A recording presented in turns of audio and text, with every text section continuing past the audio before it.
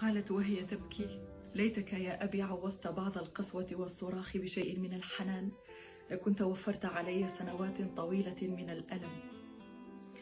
القسوة لبعض الآباء تخلف آثار جانبية وآثار نفسية كارثية في حياة بنتهم على مدار السنوات.